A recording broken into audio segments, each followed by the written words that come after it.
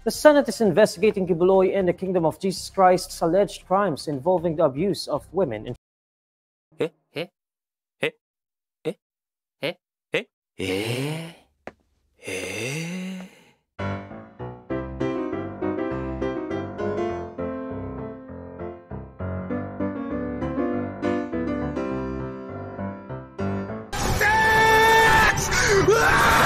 Nagiging biktima si pastor kasi nilabanan niya yung NPA.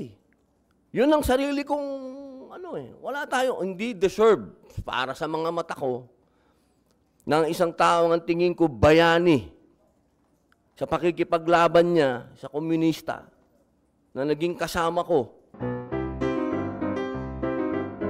Walang forever sa politika. Well, alam naman natin na talagang kapangyarihan ng Kongreso at ng Senado na mag-issue ng subpoena, talagang fundamental power yan. Pero alalahanin natin na kinakailangan bigyan ng substantive and procedural due process at saka yung karapatan against self-incrimination.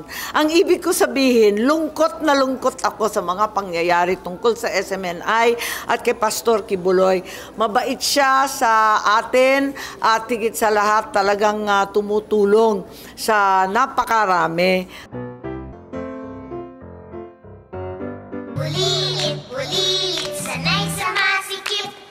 However, Villar is puzzled by all the allegations being hurled at Kibuloy, whom she calls her friend.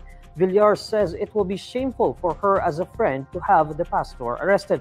According to Villar, Kibuloy has been kind to her family, making it hard for her to believe the allegations against the pastor.